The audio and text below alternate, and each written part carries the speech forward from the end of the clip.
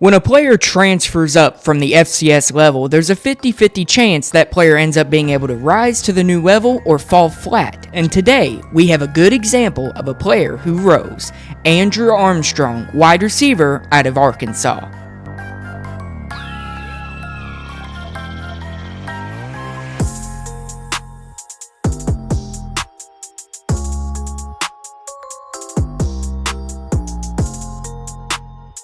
Andrew got his start at Texas A&M Commerce at the FCS level, but would have to wait for quite a while before he could see the field. He redshirted in 2019 with the Lions football season being canceled in 2020 due to COVID-19. When he'd finally see the field, he became a reliable option for the Lions. Well-thrown ball and great catch here. And the good separation. You know how hard it is running full speed to follow the ball and look at it? In 2 years, he recorded 77 receptions for 1,317 yards and 16 touchdowns. He'd enter the transfer portal in hopes of getting a better opportunity and better competition, and would commit to Arkansas. Andrew would hit the ground running with the Razorbacks. Green has some room out there to the right.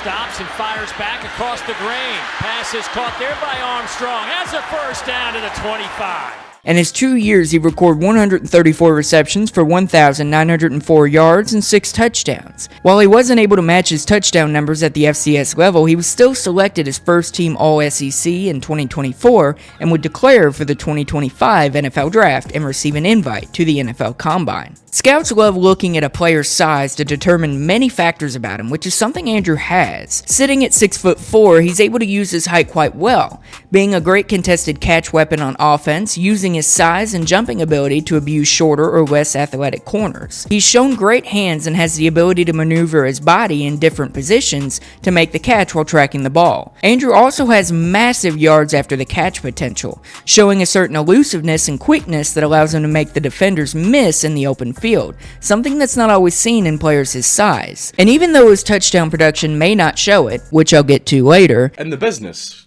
we call this foreshadowing. He's been a very reliable drive converter, able to be a QB's best friend on 3rd and 4th down, which was shown with his 34th first downs in 2023. But Andrew can be very useful without the ball in his hands as well, showing his willingness and effort needed to be a blocker. And thankfully, Andrew performed very well as he stepped up from the FCS level to the SEC, improving his consistency even though the competition increased significantly. I mentioned Andrew's touchdown production as a part of him being a chain mover. In truth, he had a significant drop in touchdowns in 2024, only having one which came in Week 6 against LSU. Green downfield, got a man! Touchdown Hogs!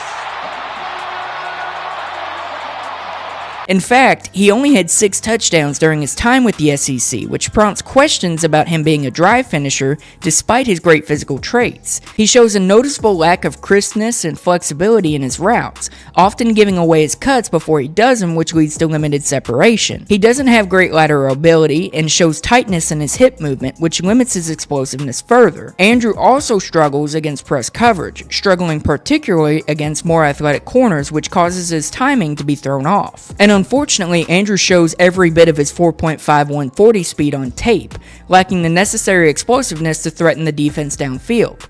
And while he shows exceptional willingness and effort on his blocking, his technique is below average. All of this means Andrew will have to do a lot of polishing before he's ready to produce at the next level. Andrew's story is more interesting than stellar to me, but Cabe really wanted me to check him out. He shows great traits as a receiver, but he strikes me as an extremely raw prospect, which is odd considering he's a 6-year college player. His great play against SEC defenders coming from the FCS level is promising, but his disappointing touchdown production scares me quite a bit. Yes, I understand that touchdowns aren't everything. Take a look at Robert Woods, a wide receiver who carved out a great career for himself despite not seeing the end zone as much as you'd expect. But somebody of Andrew's caliber and size should be a touchdown machine and a monster red zone threat. If he can't unlock that production at the next level, he kind of becomes a wide receiver 5 or 6 for an NFL team that isn't experienced on special teams. I can't deny how good Andrew's shown he can be, but his weaknesses scare me quite a bit, which places him to me as a 7th rounder or even undrafted. However, if Andrew can find himself a good home in the NFL that takes the time to polish up his game, he has all the tools to become a great receiver at the next level.